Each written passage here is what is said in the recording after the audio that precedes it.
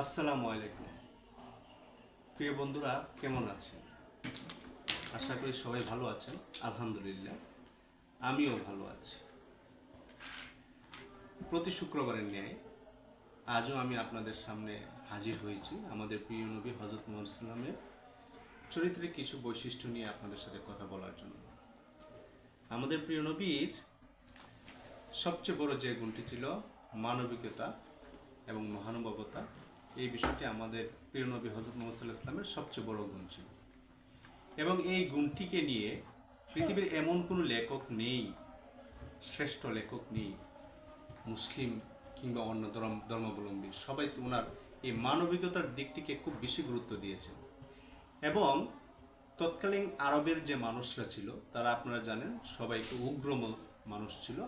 তাদের নিষ্ঠুরতা, তাদের উগ্রতা এত চরম পর্যায়ে ছিল যে হযরত মুহাম্মদ সাল্লাল্লাহু আলাইহি ওয়াসাল্লামের এই চারিত্রিক বৈশিষ্ট্যগুলোকে তারা কিছুটা মেইলিস টাইপের বৈশিষ্ট্য মনে করত, যে মেয়েদের মতো ওনার চরিত্রের বৈশিষ্ট্য।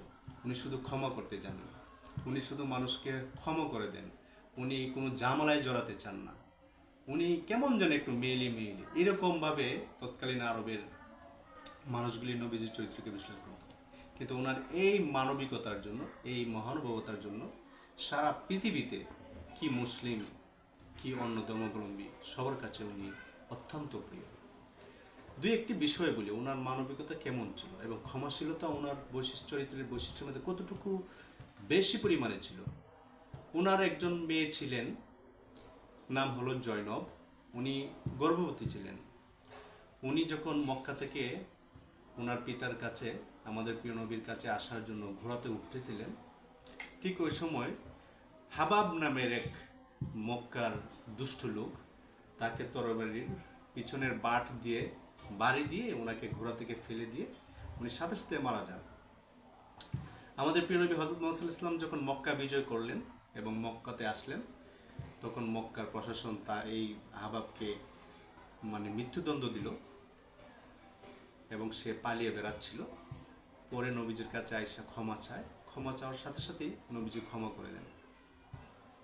তাছাড়া আপনারা জানেন, আমাদের হযরত মুহাম্মদ সাল্লাল্লাহু আলাইহি ওয়াসাল্লামের সবচেয়ে প্রিয় চাচা, যিনি ইসলাম গ্রহণের পর থেকে মহানবী সাল্লাল্লাহু আলাইহি ওয়াসাল্লাম খুব বেশি পরিমাণে শক্তিশালী হন এবং প্রকাশ্যে ইসলাম প্রচারের সুযোগটা যার মাধ্যমে লাভ হয়, ওনার প্রিয় চাচা হযরত আমির হামজা।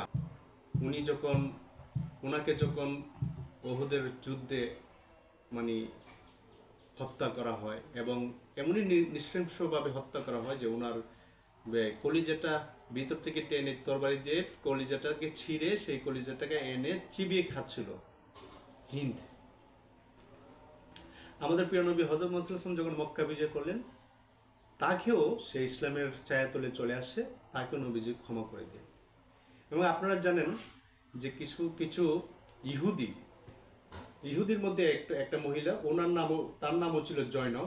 সে নবীজিকে বিষ প্রয়োগের মাধ্যমে হত্যা করার চেষ্টা করে। কিন্তু আমাদের দেশের শাসক বা আমাদের বর্তমান পৃথিবীর শাসক হলে কি করতেন? নিশ্চয়ই তাকে জনসম্মুখে নৃশংসভাবে হত্যা করা হতো, কিন্তু না, আমাদের প্রিয় নবী সাল্লাল্লাহু আলাইহি ওয়াসাল্লাম তাকেও মাফ করে দিয়েছিলেন। এছাড়া আপনারা জানেন, আমাদের ইসলাম প্রচারের জন্য, যখন ইসলামে প্রচারের জন্য সবাই খুব চেষ্টা করছে, তখন ইহুদিদের কিছু কুচক্রী আমাদের নবীজির কাছে 70 জন সাহাবী চান ইসলাম প্রচারের কথা বলে। বাস্তবে তাদের উদ্দেশ্য ছিল তাদেরকে নিয়ে গিয়ে হত্যা করা, এবং সবাইকে হত্যা করা হয়েছিল। একজন মাত্র কেবল ফেরত আসতে পেরেছিলেন এবং উনি এসে এই সম্পূর্ণ কাহিনীটি বলেন। আমাদের প্রিয় নবী হযরত মুহাম্মদ সাল্লাল্লাহু আলাইহি ওয়াসাল্লাম তাদের এই এহেনা আচরণের জন্য ক্ষমা করেছিলেন এবং তারা সবাই ইসলামের ছায়াতলে চলে আসছেন। এত কঠিন কঠিন বিষয়কে ক্ষমা করে দেওয়া, মানবিকতাকে প্রাধান্য দেওয়া, এবং কোনো খ্রিস্টান গির্জায় কেউ হামলা করার ক্ষমতা ছিল না। নবীজি কি করতেন? সাহাবীদেরকে দ্বারা তাদের সেই গির্জাগুলোকে রক্ষণাবেক্ষণ করতেন। নবীজির এই সুন্দর আচরণের জন্য কেউই তখন আর অন্য ধর্মে থাকতে পারেন নাই। এবং ওনার এই চরিত্রের বৈশিষ্ট্যগুলো দেখে বোঝা যায় যে উনি যে কত বড় মহামানব ছিলেন, উনি যে প্রকৃতপক্ষেই মহান আল্লাহ তাআলা প্রেরিত স্পেশাল কোনো একজন মানুষ ছিলেন, সেটা তার চারিত্রিক বৈশিষ্ট্যের মধ্যে আমরা খুব ভালোভাবে লক্ষ্য করতে পারি। আসুন মানুষকে মাফ করে দিই, মানবিকতাকে প্রাধান্য দিই এবং সবাইকে একযোগে মাফ করে আমাদের মহানুভবতাকে আমরা সমুন্নত রাখি। সবাইকে ধন্যবাদ। আসসালামু আলাইকুম।